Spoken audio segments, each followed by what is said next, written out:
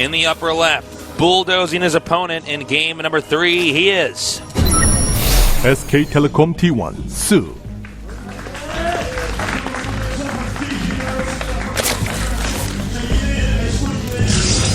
the world champion from last year. Will his story end here today? He is SK Telecom T1, Parting.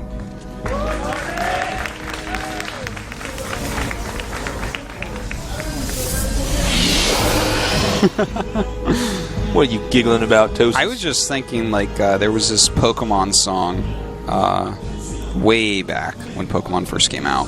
They had, like, a lot of different songs, and I just thought of how funny it would be to have a parody of this song. It was, like, what type of Pokemon are you? How do you do the things you do?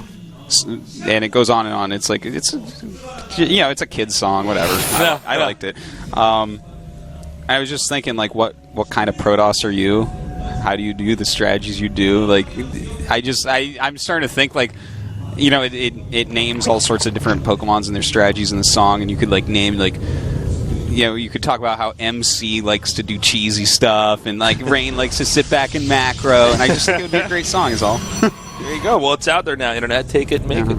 Take it, make it. Well, Artosis, this has been a weird series so far.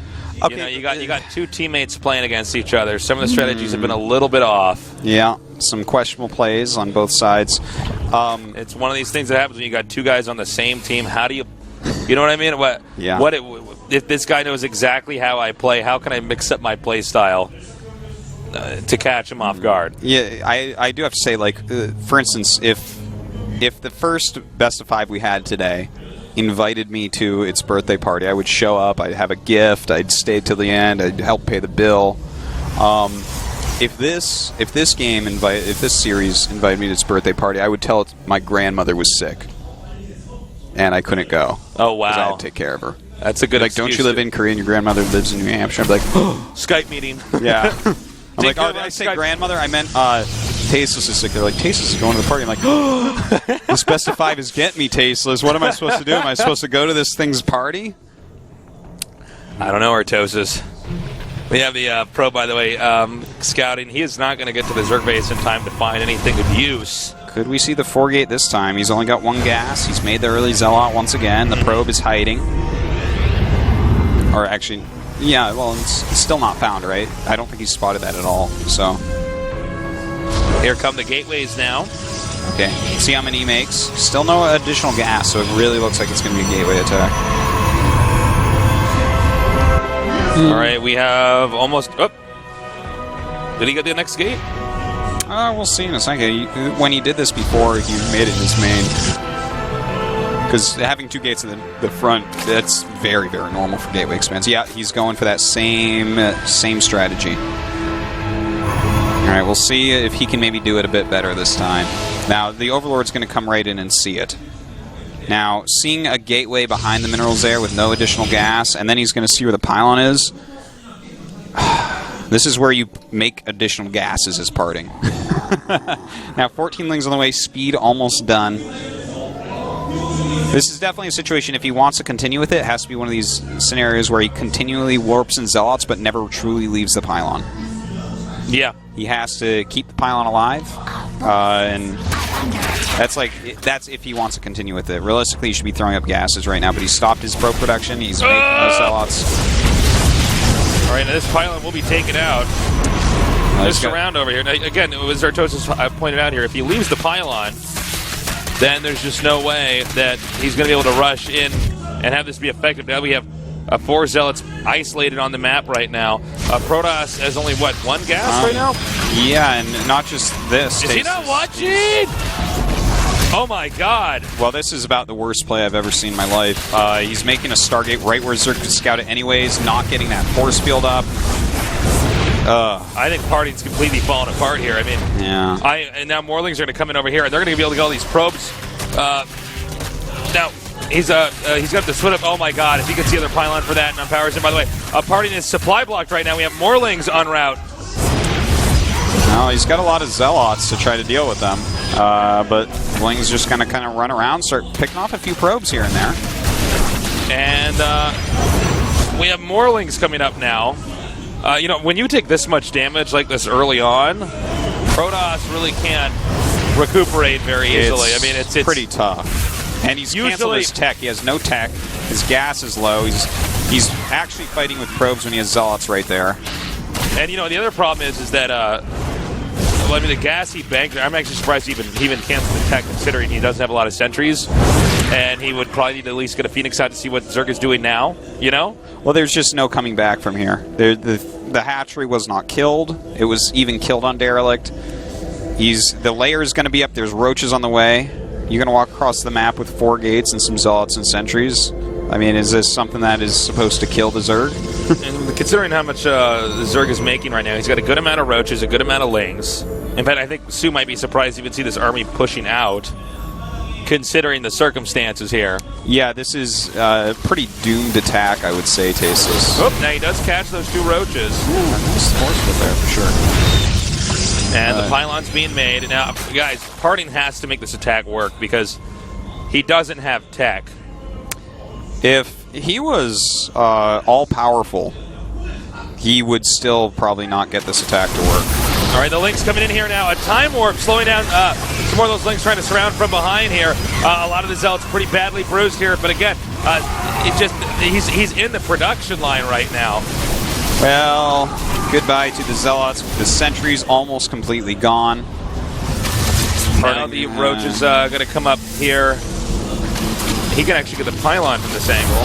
Now nice job being on that force field. Now he's got to get this last pylon, and he does. And there's another pylon in the back to the right of our screen here, but he can't warp in anything immediately here to help fight. Now, when that last Zealot was killed, that's when it's really easy for Zerg to start to win this fight. The Roaches are very quick now. Parting's going to lose the sentries. This game is an absolute, complete, and total disaster from Parting. Really surprising play, or lack of play, I should say, here from him in this last game. Parting with no tech. He's basically in the Stone Age right now. And, I mean, Sue is continuing to tech and upgrade here. I don't even think we have a forge for the Protoss. No, I mean, this is nothing. The game is over. Yeah, this is going to be a GG here with Sue going on into the round of 4. Yeah, a good result for Sue here. Even with that army not attacking here. Yeah, I mean, no, I'm on your page, Artos. It's kind of disappointing player for Parting. Worst games we've ever seen from Parting. Yeah, ever. It's too bad. Ever. Wow, Parting is not happy with that loss. Bad day for him. Disgusting games from him. Sue is going to move on now to the round of 4 here. Parting, wow, that's going to be a tough ride home. Well, you know, we'll see. You know, can Sue beat Sulky is the next question. That's going to be what Parting is really watching, because if you know, he's losing to Sue here, he wants Sue to go all the way for sure. Absolutely. And Sue, ZVZ, that's a matchup that Sulky is not unbeatable in for sure. He has some flaws. It's not like, I think Sulky, ZVT, ZVP, a little bit scarier. I would say ZVZ's so, yeah. good. Well, ZVZ overall is a bit volatile, and he's shown more weakness in that matchup than the other two. So maybe this Sue can somehow do it. Maybe he can somehow upset Sulky. I really thought Parting was going to play a little bit better. I'm fine with the fact that Parting lost, but the way that some of these games looked were a little bit disappointing for me. Well, yeah, he chose like bad builds and executed them very poorly. That last game. I mean, look, I know the Stargate was spotted and it was already built in a bad location. Yeah, at this point, but at this point in time, to cancel the Stargate. Well, you know, and then nothing about it was good. At this point, that best of 5 with no Protoss tech beyond a cybernetic score. That best of 5 tasteless. Like if it invited me on my birthday now, and it was like giving me shit when I was like, listen, my grandmother's sick, Tasteless is sick, and it keeps calling me out. I'm like, I'm going to get a restraining order and you best of 5. I'm not going to your birthday party. Well, I thought that series was going to be better. Mario vs. Jack G was a really nice series. Yeah. They both played very, very well. I can't agree more. Well, let's take a look at the round of 4 brackets. and round of see 4. what we've got in store for us I here. think this is going to be a fantastic round of 4. I think it's going to be really, really close, whereas there were a lot of blowouts in the round of 8. The round of 4 tastes. I think this is where the tournament's going to be insane. Had some surprising either results or scores. Yes. Now we have Deer against Mario, and also Solkey against Sue. That's right. It's really exciting, man. Look at that new challenger from Deer, so he could be a Royal Roader. We have 2 defending champions from this year, and then we have Sue, who's just a very strong Zerg player overall. This week, a lot of great stories to come out of this one, Tasteless. PBT and a ZBZ, so no matter what, we will have one Zerg in the finals here. Well, guys, this is going to be... Oh, yes. Okay, so this one is for next Tuesday, and that's going to be at 1 p.m. We'll be here casting that for you guys. This is the decider match, because, of course, we need the top 5 to go to the WCS Season 3 Finals. And the 5th guy will be one of these, as well as those other 4 that we just saw. Parting, Jockji, Rain, and Trap. Who of them will go on? That's going to be a lot of fun to cast. And that's going to be great, yeah. That will be at 1 p.m. Korean Standard Time. So if you're used to watching this at this period of time, I would set an alarm for this, because this is definitely not at your usual viewing hour. Yeah. But it might be at a better viewing hour for you, depending on where you live. It's going to be good for somebody somewhere. So it's 5 o'clock somewhere, Tasteless. All right. Well, it was a pretty fun day overall, despite that saying a best of 5.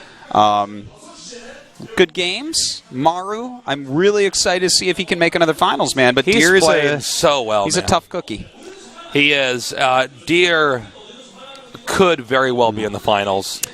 By the way, take a look at this. This is where the finals is, at the AX Hall. I'm trying to remember where that is. I know we've been there before. I get all these convention halls mixed up because we've casted so many of them. We'll have to check where that is exactly. The final match is actually way later than normal. Normally we have the final match at like 3 p.m. or 4 p.m., something like that. This time it's at 7, which is 1 hour later than we normally start Code S. So just to let you know if you're planning on having a little party. Do not miss the final GSL Code S of the whole year. Yeah, it's craziness. It's going to be awesome. So can't wait. It's been fun today, guys. Thank you for watching. Yeah, guys. By the way, we're casting World of Tanks tomorrow night. Oh, that's right. So if you are watching us right now, you can tune in at the same time and see us there. Thank you again for watching us here tonight. We love you. We'll see you next time.